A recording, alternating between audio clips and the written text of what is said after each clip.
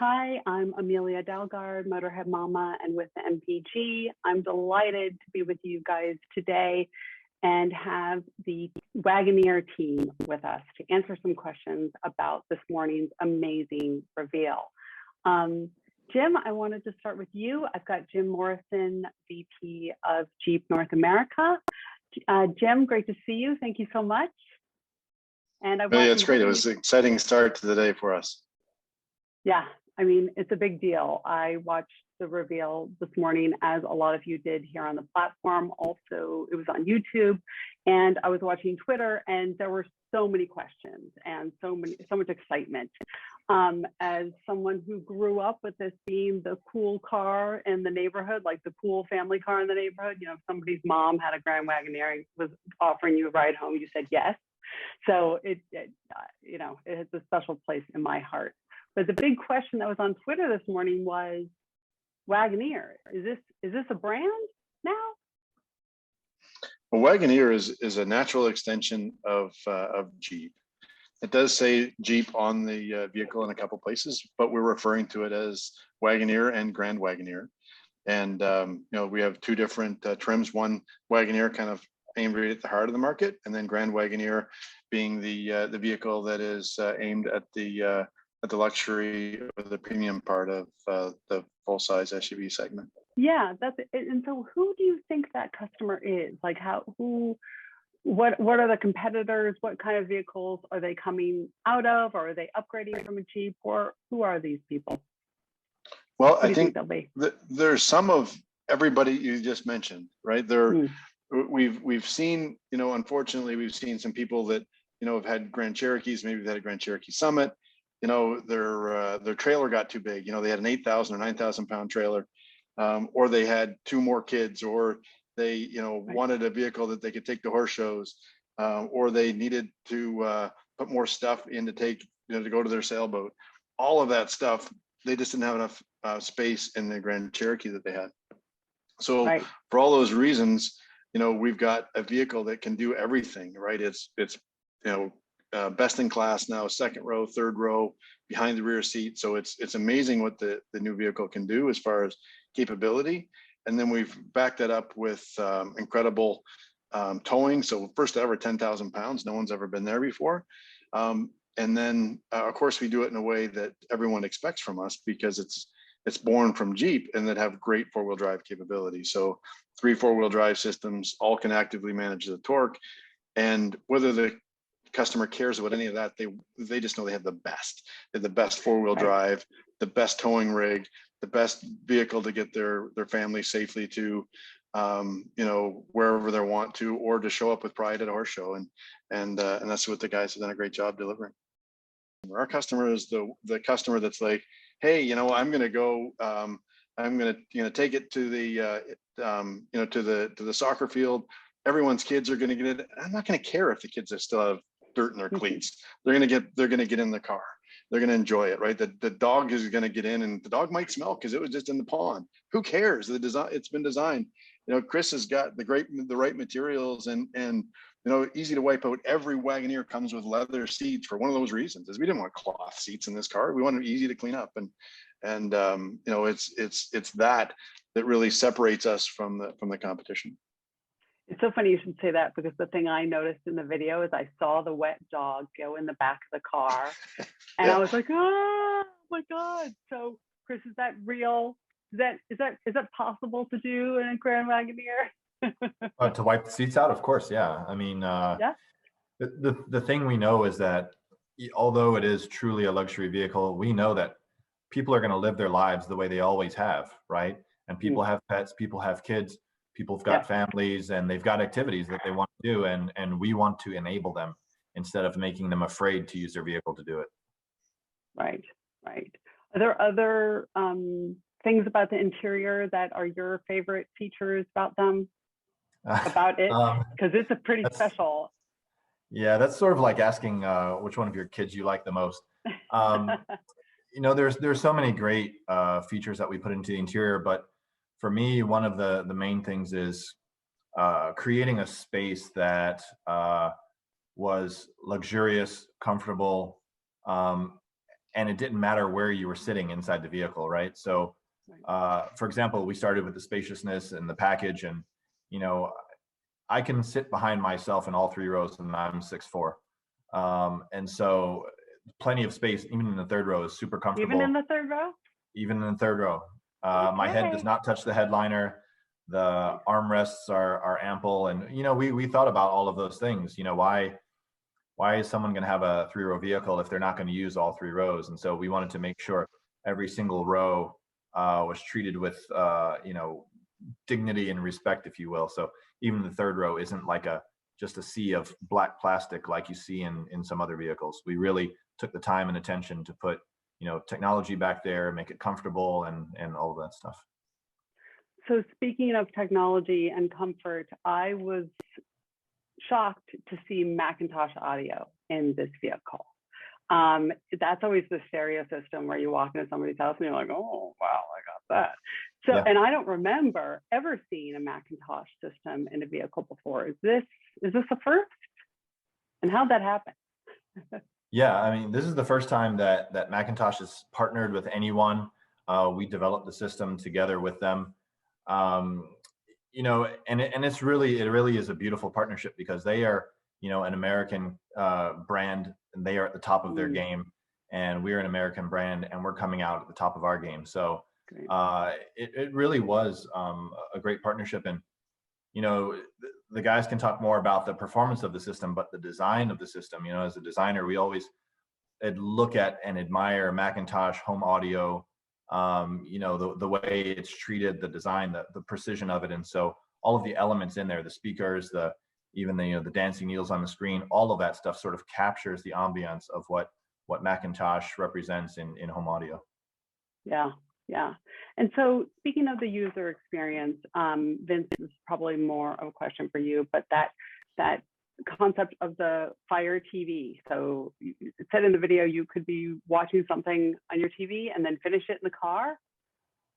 This is interesting. Yes. Talk me through this. How does this work? So one of the things that we really try to do is that the experience is really becoming not just about a radio or actually the cabin, but connecting to our customers and all the things that they love, and we call their digital world.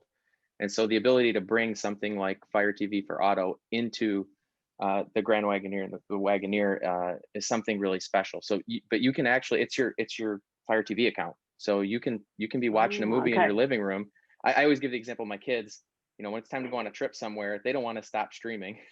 100%. So they can simply just pause it in the living room and pick it right back up in the car, just like you could go from your living room to your, say, spare bedroom or something like that. So it's a really great feature. So, and the screens were a big feature in this vehicle, right? So there's obviously the driver interface, and then there's the passenger screen, and then obviously in the rear. So how do you manage all of that without creating a distracted driver?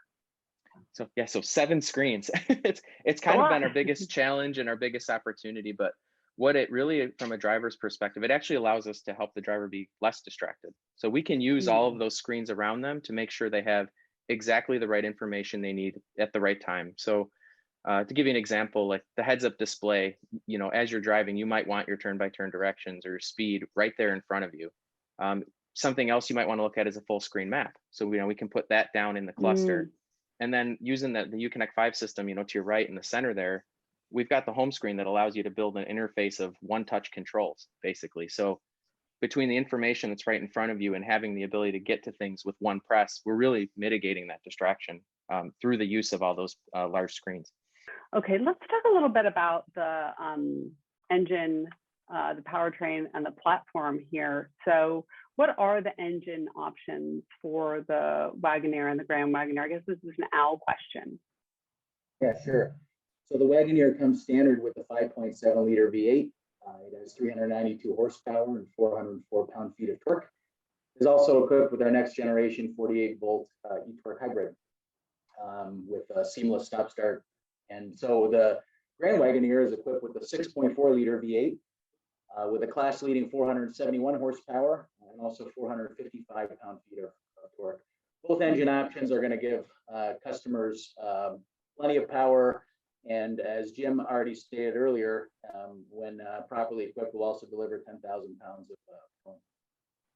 Wow. Do you have 0 to 60 times for it yet? We haven't shared the 5.7 liter yet. Our engineers are constantly trying to squeeze every bit of optimization they can, and they're holding me at bay yet. We've announced around 6 seconds for the 6.4 liter. Fantastic. So you said that is that a mild hybrid, a passive hybrid? It's a mild hybrid belt starter generator system. Great. So no plug-in EV quite yet. Is that coming?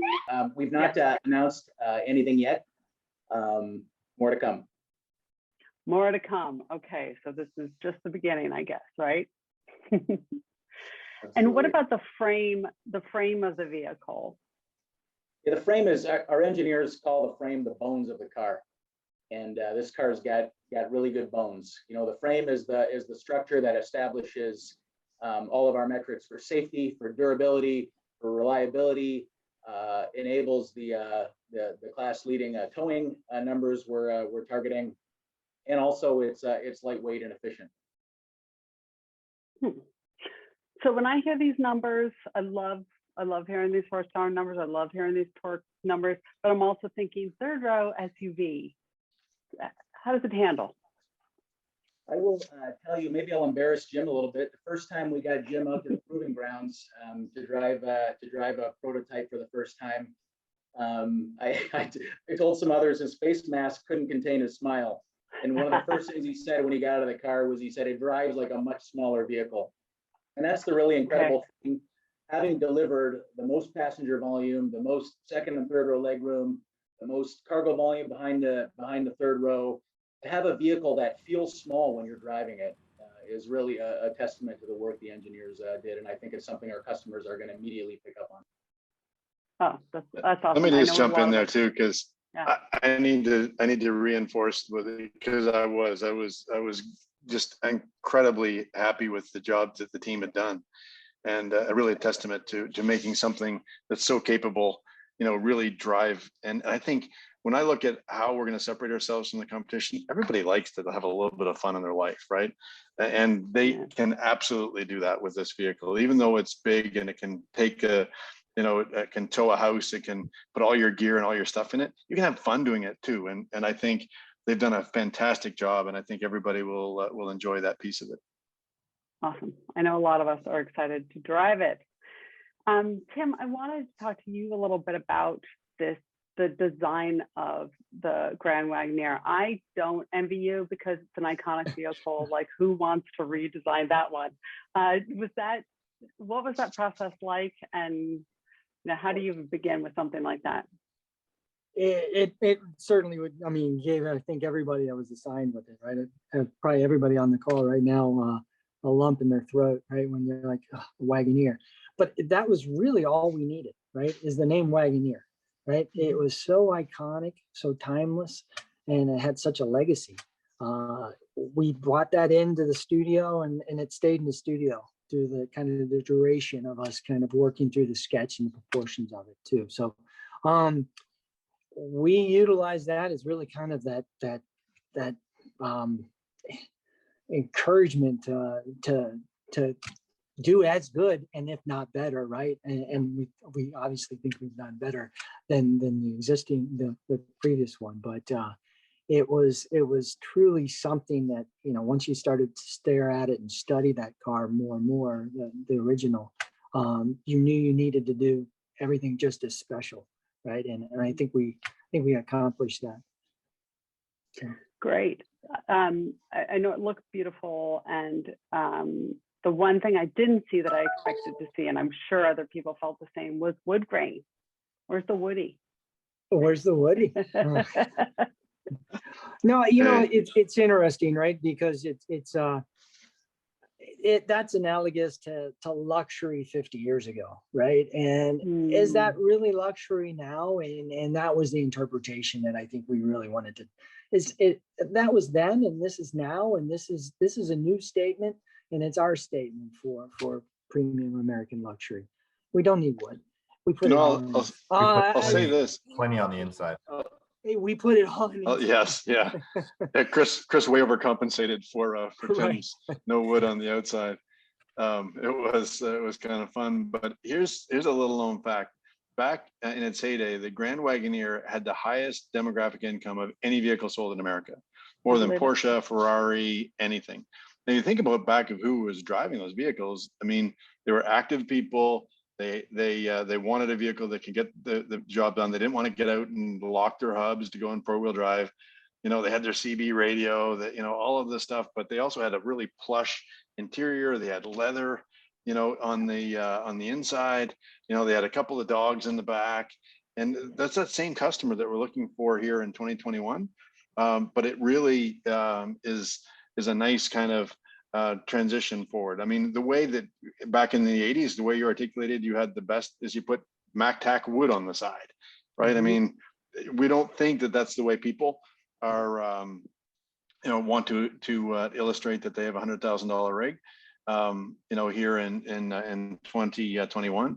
But that being said, the guys, you know, are working on ways to subtly, you know, have maybe a special edition or something down the road. So we'll see. I'm going to keep my fingers crossed. Now, I've been told I need to ask you guys, what is Obsidian? Am I saying it right? Obsidian, you got it. Oh, yeah, Obsidian, yeah, it's a black rock, you know, and you know, we've been doing black versions, you know, with Jeep for a while, and it's one of our best sellers. And you know, when we saw these first ones, you know, in the design office, it was a natural extension of what customers were looking for. They like to be kind of youthful and fun. You know, it doesn't matter if it's $100,000 rig or not.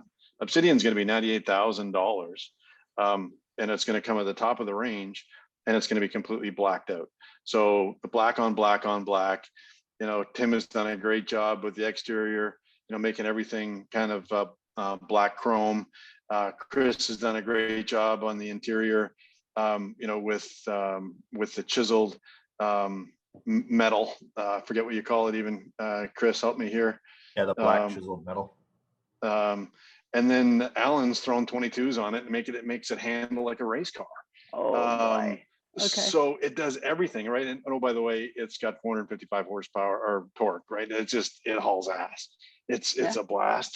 And you can't wait to actually you know, get in it and show everybody that you've arrived in a new Obsidian. There's going to be some people that like the level 3 and the chrome, and there's going to be a different person that loves the blacked out look. And one of the things that we learned early was those are very different people. So why don't you both? So that's what we're doing.